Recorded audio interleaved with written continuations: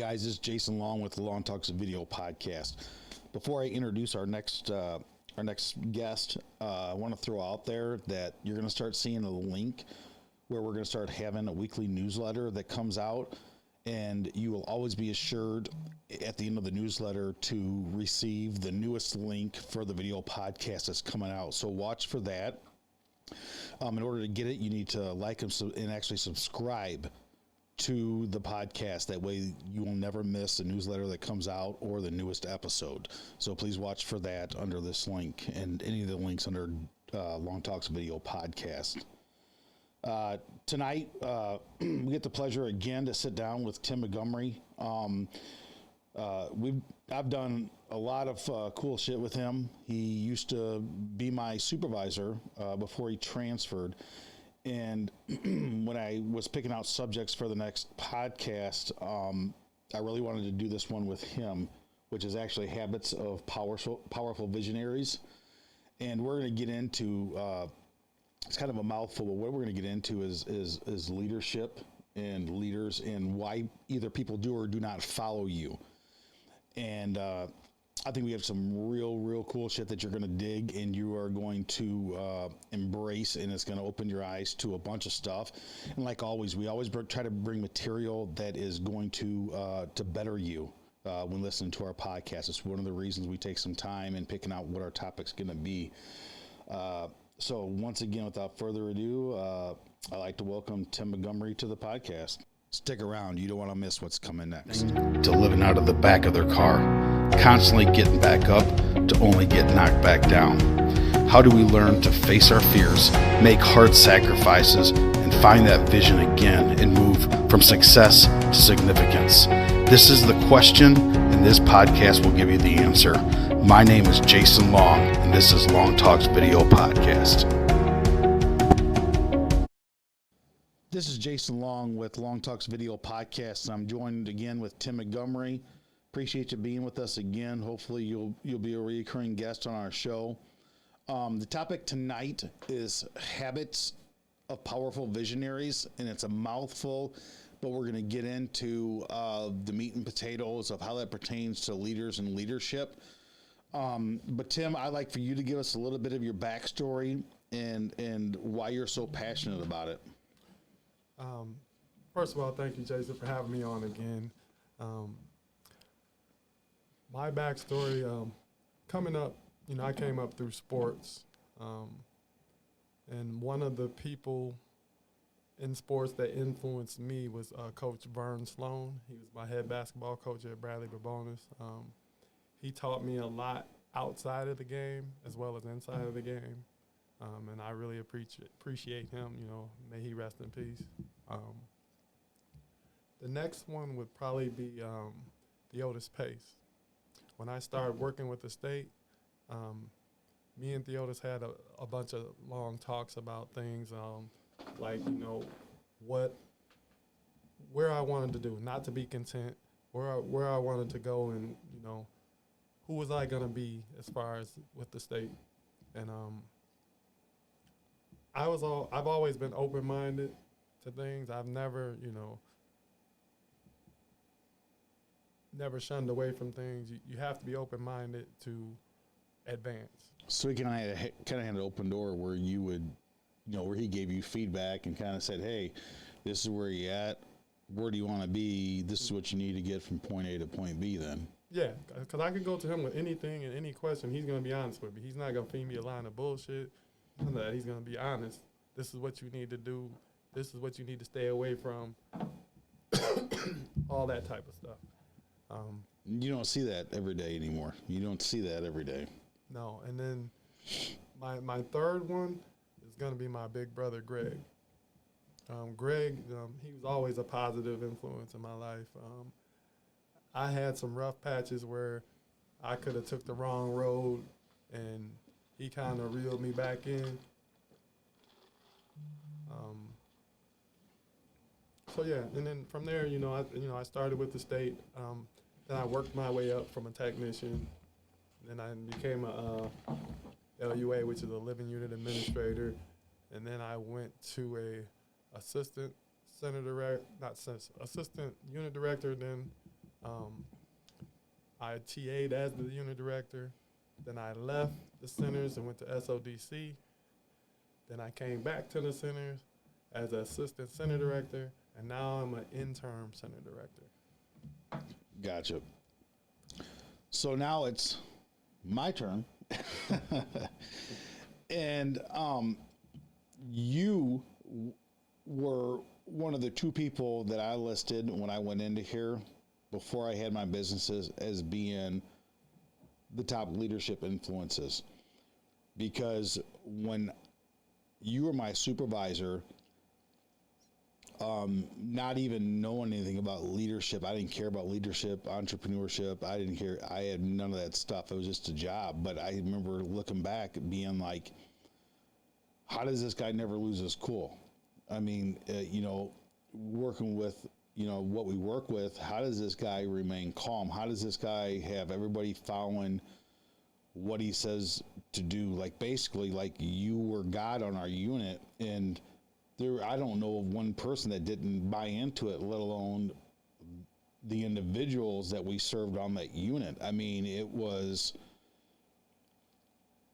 almost like it was, I don't even know what the word, like it was almost a facade, like you couldn't believe it was actually happening. But they don't make them like that. Like, that's not something that you, God, what's that thing I just showed you? It says you can't create DNA or whatever, but like you can't do this. Is you that was you on that doggone unit, and I don't know how to explain it any more than that. And Judy Cooper, I got her permission to even use her name. She told me one thing when I started working my job, that she says, treat everybody like they're your own kids. And that to this day, I still talk about it, because I don't know what else you can say that has that much impact on the job that we were doing at that time, without saying the job. But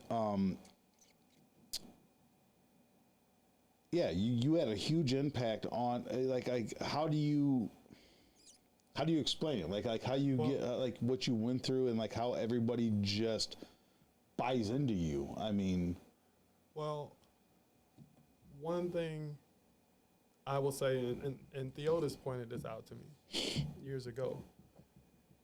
He said that I had an uncanny ability to build relationships with people, because there was nothing fake about it. You have to inquire into that person, into what's going on with them, and get to know them before they'll trust you. And then as you lead, because anybody can try to lead, but people have to let you lead. right. You know what I mean? So they're not going to follow you if they don't trust you, if they think you're shady, if they don't think you know what you're doing. And everything to me is about posture, being calm in every situation, giving people an opportunity to be involved in whatever you're doing. Because if they're involved in it, then they'll buy into it. Right. Like I was saying, people won't do what you say, but they'll do what you do. Right. So I tried to lead by being in the trenches with people. I'm going to help you. I'm not just going to say, hey, go do this. I'm going to say, hey, we're going to go do this. It's a difference, because But you're so damn calm about it. well, we know at the end of the day that we got a job to do. And no matter how hard it is at that point, that's just that day. And we'll come back and do it again the next day. Right. Next day might be smoother, But whatever it takes to get through that day, everyone has to buy in and get the job done together. And one thing about me is I like to make things fun. I mean, I can't think of a day that we worked, no matter how stressful it was, that we didn't laugh. Right. You got to have that laughter. You got to have that camaraderie to where, I didn't want people to come into work and be like, oh, God, I got to come, because you do that when you drive through the gates. Right. Exactly right. But then once you get there and you see your coworkers and stuff, you kind of break the ice with a joke or whatever, and it sets the mood. you know, and then we know, hey, this is what we got to do. Let's get down to business. But at the same time, like you said, we work hard, but we played hard. Right. Yeah, I miss that, laughing and joking and doing. Yeah, because, you know, it takes some of the stress away. You know, and like I said, one thing I believe, you know, that most people knew that I would do is that once I was over there, who was it? I'm trying to think of all the LUAs that I put out, like Ramirez and all them. There was a bunch of LUAs that came from over there that were where we were from. Right. And I took pride in that because I'm like, you're pulling the people that work with me. So you're taking my people, but at the same time. You're playing the season of pulling the crops. Right. You're taking my people, but at the same time, as they're leaving, we're still keeping things together. Right. You're like a breeding ground over there. You know, so, and it just wasn't me. It was also Judy Cooper, Denise, Tanya, even Cheryl. I don't think they'll ever have a crew. I was talking to Judy today. I said, I don't think you'll ever duplicate a crew over there like we had in that place over there. I mean, it was a great time for me to come in, you know. No, because you know how they say, you're only as strong as your weakest link. We didn't have one. We didn't have a weak link. And that's what I'm trying to establish where I'm at now is I'm building a team. Right. And you always have to take the coach mentality, like I was saying before, that as being a coach, I evaluate my players. As being administrator, I evaluate my administrators and team, and I can tell who needs help, who can do it by themselves, and who's a good teacher, because you always have to have good teachers. Because, you know, where we work, they like to throw you in the fire. Mm-hmm. You know, and just because you have letters behind your name don't mean you can do it. Right. You know, so I take pride in that. I take pride in building teams. So let me ask you a question here. Going back to my first job that I learned leadership and what have you was years and years ago when Lowe's first opened up. And I left a local lumberyard in Iowa when Lowe's opened up, and this was back when nobody knew who Lowe's was. This was years and years ago. Well, I went and I opened up a store from the ground up. Long story short, I was with them for quite a while, and I bought into their stuff. Like they brought into the whole rule of the whole 3-foot rule is if there's a customer within 3 feet of you, you ask them, can I help you find something? It didn't matter if you were going on break. It didn't matter if you were coming, if you were going. And I loved it, dude. I bought into that company so big. I spent for probably the first 8 months, half of my paycheck. They had Lowe's, all kinds of gear, racing gear. And I was into it. And that was the first ESOP program, employee stock ownership program that I got into. And whatever they did, dude, I was like a Lowe's, like I lived and breathed Lowe's. Like I bought into it, but it was, I think the shit was so clear because the whole 3-foot rule and how quickly, if you showed initiative, I started out as just a regular hourly associate, then went to a lumber specialist, then to a millwork specialist, then an assistant store manager, then to a store manager, and how quickly you were rewarded for the knowledge that you knew in the classes that you're basically acknowledged. You were acknowledged and you were promoted. And I was 20 years old. I think I might have been 21. No, I don't even know if I was even 21. Not even if I was married. But anyways, they were ranked as one of the top 100 companies to work for in the U.S. And they had something going because it was, we want to bring up leaders and how quickly they had stores going up and they had to produce people. And it was just, I was Lowe's for like 5, 6, 7 years, however long it was. I mean, it was just like, and they had exactly what I wanted is that you know what, you know where you're at, You know where you're going. And like, I feel like I ran that damn store. Like, they gave me that much freedom to be myself and to move up within the ranks and to acknowledge and to pay me as I moved up into the ranks. It wasn't anyone was in fear of losing their job because of people coming up. No, there's more stores going up than we could even fill, you know? Right. But that's my first experience with that. And I'm glad you mentioned that 3-foot rule, because I've always, and I don't know anything about Lowe's 3-foot rule.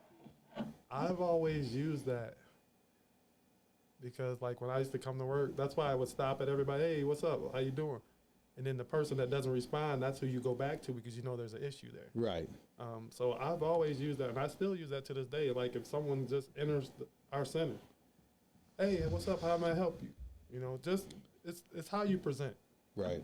And I think that was amazing by Lowe's, because that goes into building relationships with your customers. Right. Because if I come in the store and I'm looking around, I don't know, you know, I'm like, okay, where's this at? Someone should recognize that. And how many people you walk by that doesn't ask you anything, and they know damn well you're looking for something. Yep. So that right there will get you a recurring customer, which is basically residual income for the company. Right. Because if I go into Menards and no one helps me or whatever, and I go into Lowe's and someone's right there, hey, man, I'm gonna help. Oh, that's in this aisle. I'll walk you down there. You know what I'm saying? Just that little type of stuff right there will get you a customer that will come back. And that was our thing, is that if you didn't know, you never left that person. You would walk them over to the next person. We had radios, we had phones. It was a good time back then, because you see, and I know we've been through some bullshit in the past couple of years, but the customer service thing it's really died. I mean, because I could walk into a store. I mean, Walmart is the worst. And I will never slander anybody, but I'm telling you, man, a store that should be the best is the worst with the most people. Yeah, I mean, I think we've gotten away from the personal touch. Let me ask you this: if any, let's say I own Walmart, Menards, any store. Let's say minimum wage is $15 an hour, and I paid you $15 an hour, and I said, all you've got to do is walk around this store and ask everybody how they're doing and if they're finding everything. I'm telling you, one person could probably cover that whole store at $15 an hour, versus people walking around like I'm in a hurry to get out of there. You know, like I went to go pick up some stuff, some hot sauce for Brittany the other day, and I'm used to ours, and I was at work on my break, and I went to Key One. Everything's backwards, and I had to ask somebody. I asked 4 people. Finally, the Pepsi guy actually steered me in the right direction, who doesn't even work there. Where do I find this freaking hot sauce at? You know, I didn't even know where to go. But to show people that, you know what, you've got somebody that cares. And I'll let you go from here, because I know you got something to say. If people care, like Walmart cared on making sure you find what you're looking for as much as they care about checking that fucking receipt on the way out of the goddamn door, that'd be a totally different company. They're adamant on that receipt. You walk out of there, man, I tell you what, let me see that receipt. You know, seriously? If they were that adamant on checking that receipt and losing money as they were about their customers finding stuff, Walmart would be a totally different company. I'm done with Walmart. Well, yeah, I mean, the landscape has changed with businesses as far as retail and all of that. That's why you see a lot of malls closing. The online is killing it. Online shopping is going to kill everything, because guess what? I don't have to deal with your attitude or none of that. I push a button and it comes to my doorstep. So, yeah, it's changed over the years. But I tell you what, though, I'm looking to get back in that arena. And I'll just go ahead and say it. I mean, I've been looking at a couple things. It's either one or the other. It's either going to be a business, or it's going to be an opportunity for me to get involved in something major that's been around for a while. But I'm going to talk about the business one first, and then I'll jump into the other one. The first thing like I said, I had an idea from a guy who did my truck one time, but he left and he went to another state. And it's mobile detailing.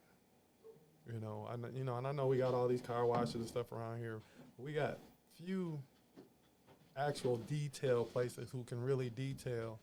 And I was thinking about that, as a second income. Get out there and detail people.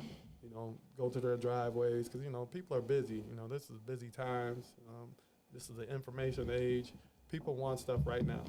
They don't want to wait. They want to make an appointment. Bam, you're there at 2:00. You do their stuff, and you're out of there. And my second thing is, I was really thinking hard about forex, foreign exchange, and I think I want to learn it. I don't want to do the MLM part of that stuff that they do or whatever. That's fine. They can. What is it? What is it? Forex. Trading.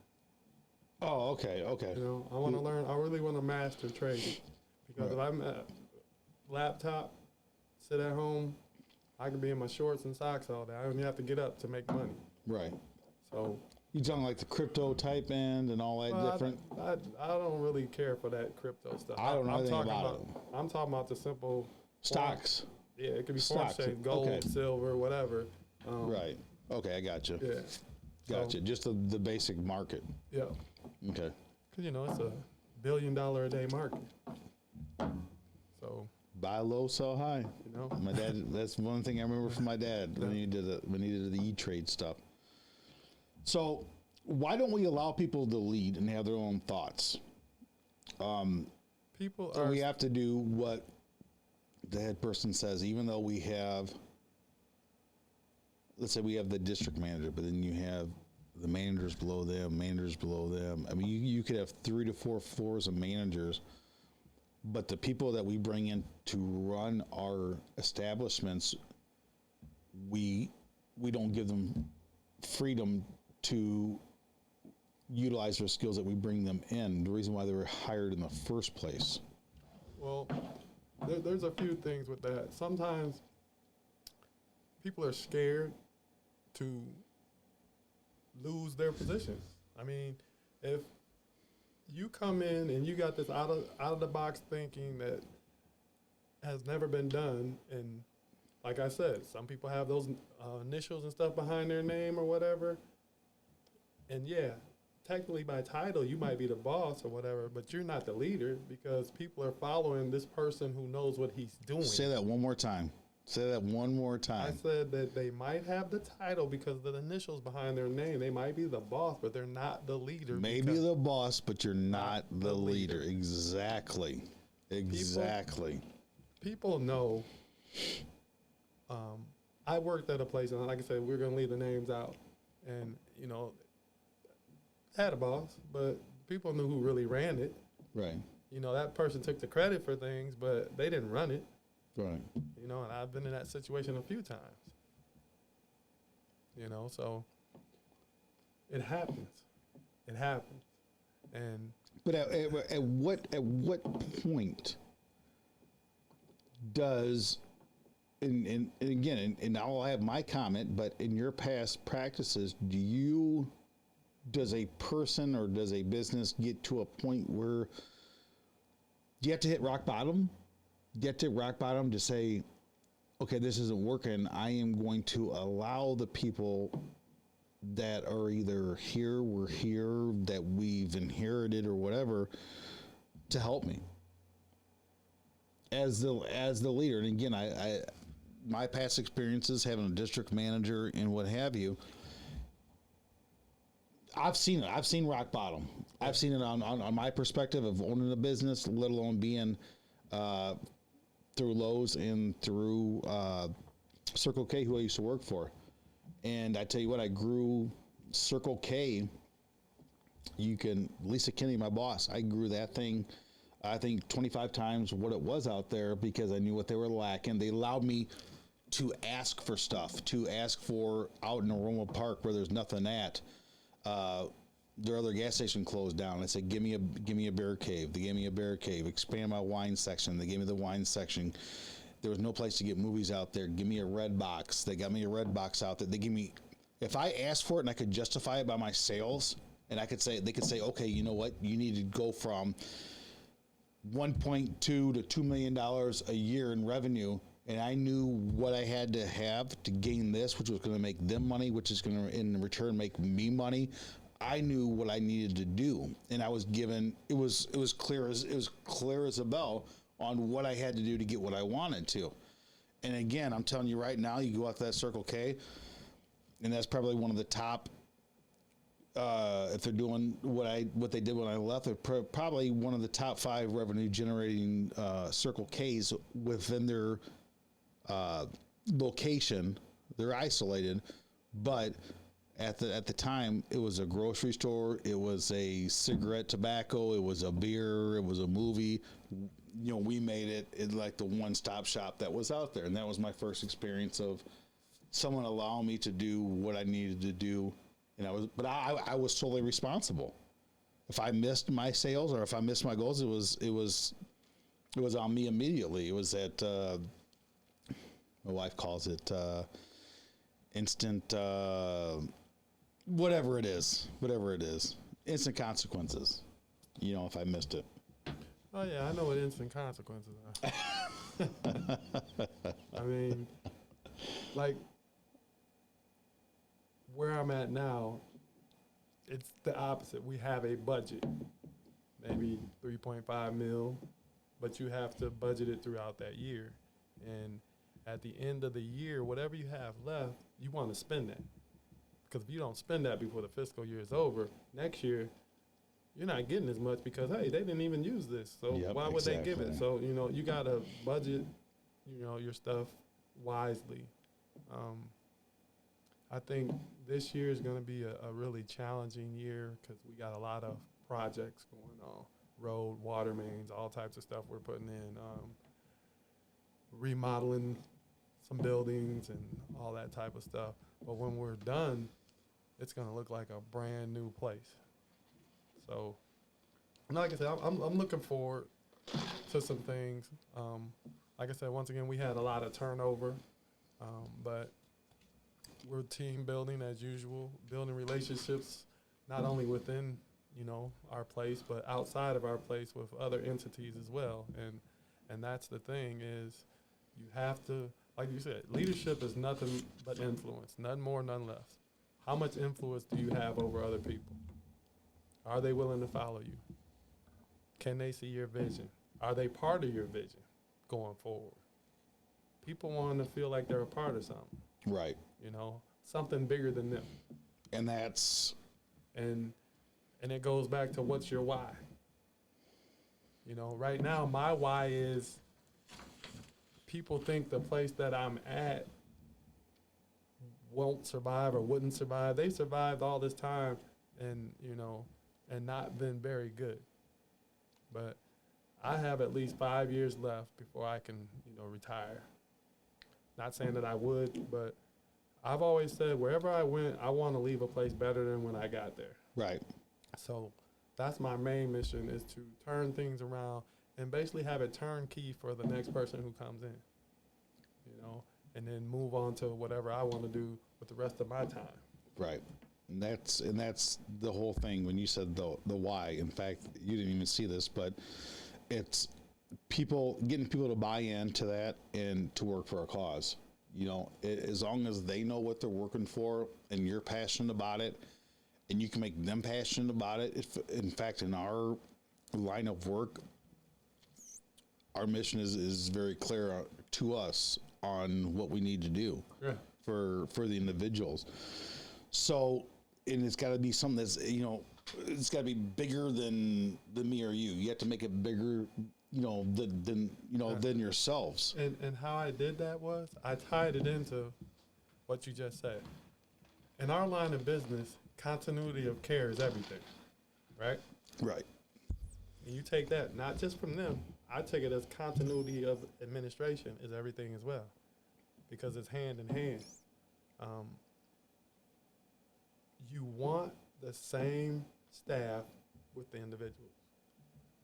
And you want the same staff running a facility, because then you build that continuity.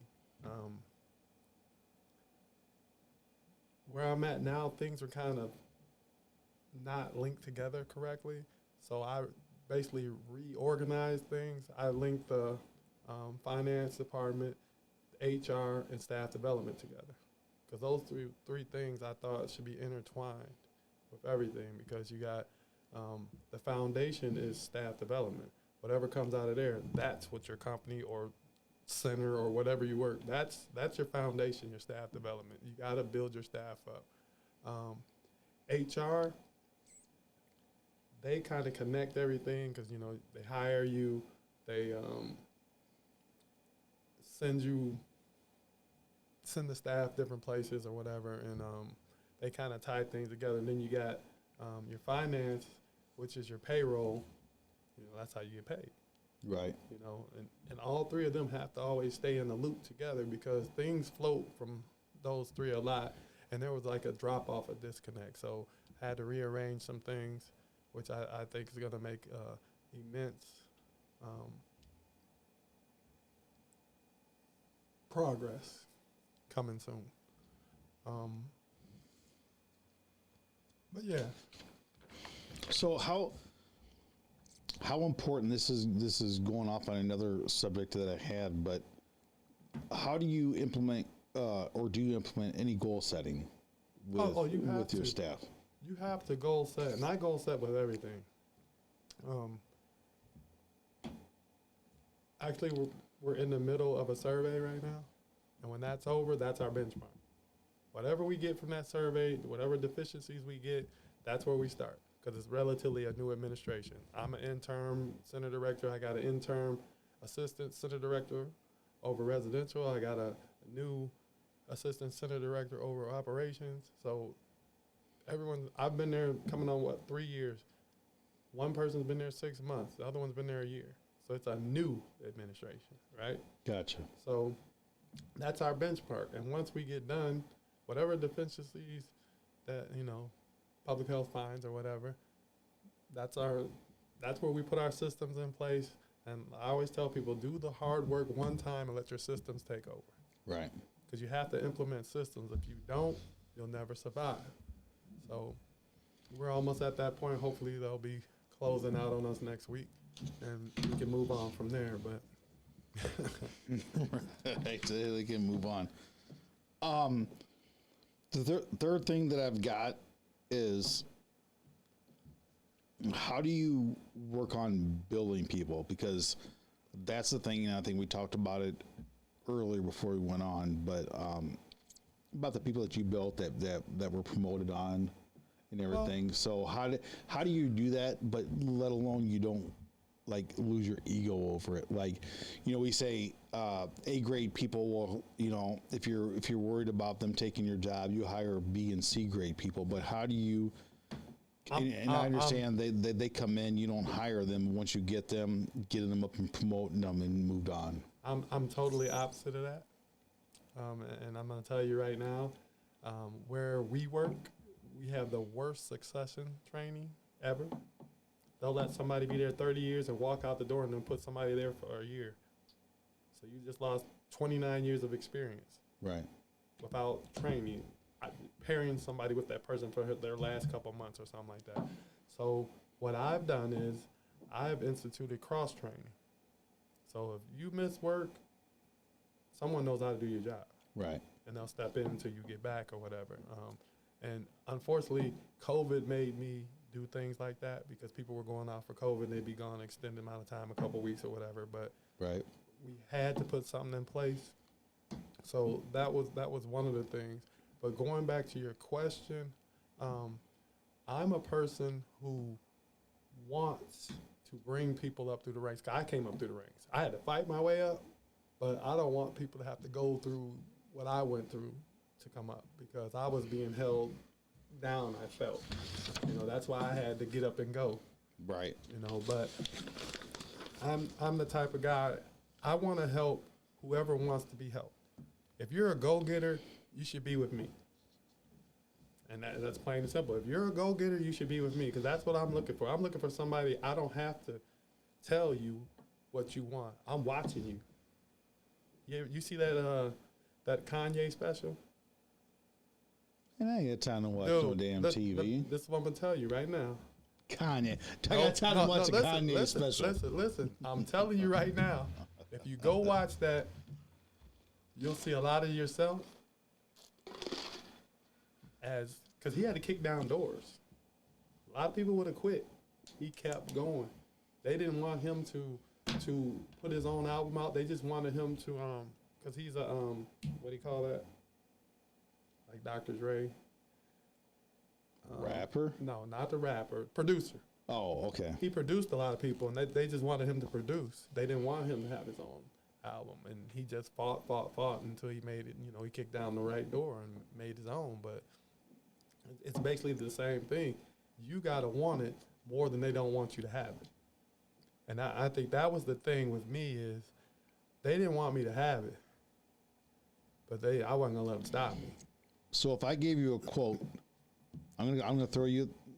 I'm notorious for throwing stuff out there too. I try and let you know what's coming, but I'm gonna throw you a quote out there and just tell me how it pertains to your job or how you would react to it. Is people don't care what you know until they know how much you care. Yeah, they want to know how real you are, man. People can see fake love. Right. They see right through that. You know what I mean? And that's one of the things that I value is I've never crossed anybody. And you know the state is a bunch of snakes. Let's be real with it. But I've never crossed anybody. And that goes for anything. Like when I'm gonna tie it back to sports. I left East Side to come up to Joliet. I could go back to East Side because I didn't burn any bridges. I didn't cross anybody.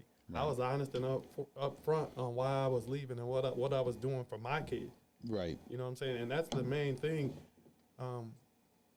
People want real. If you give it to them real, they got to respect that. And that's what I look for, and that's what I try to, do every day. I just be real with people, Tell me the truth. So let's switch gears for a minute here, and let's go into momentarily. Let's relate this to kids for a minute, because I'm going to tell you something here, and my kid listens to our podcast, and we'll go through and also take the cuss words out there. Huh? No. Take no fucking cuss words out of this thing, because this is, if you go to my thing, it's explicit lyrics. I know where I go with it, because we're real. But this past week and a half I dealt with, he's on JV, thinks he should be on varsity. Whatever it is, it is. But in a week and a half, he has not had his jersey and not had his hat. So going back to the leadership and the being a leader and responsibility, you go back to, okay, well, you think you should be A, B, and C. You're not helping yourself. I mean, you can't even come prepared and have, the required equipment that you need, but yet you think you're entitled to be here. So, and this is as having a 17-year-old trying to explain to them that you're killing yourself right now, and again, I understand 17-year-olds, you have a female in your life, you have a job in your life or whatever, but I've always had that saying that we do what's important to us. And back in the day when I played, this is Little League, this wasn't even high school. I walked 3.5 blocks to my coach's house, who's Mr. Haggard, whose son Brian Haggard caught for Dairy Queen, and I knew what time I had to be there, have my shit ready, and walk to make it to practice with my coach. But nowadays, it's like, why don't you have a uniform? Oh, well, mom and dad didn't have it cleaned, or I left it there. There's no responsibility in trying to teach kids nowadays responsibility. It's rough, I'll tell you, because I've totally missed the spot with both. Well, I got a third one coming around, 2 out of 3 of them.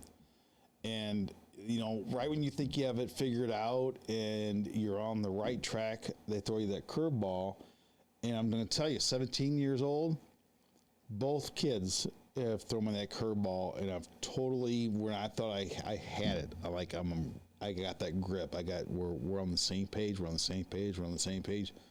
No. Boom.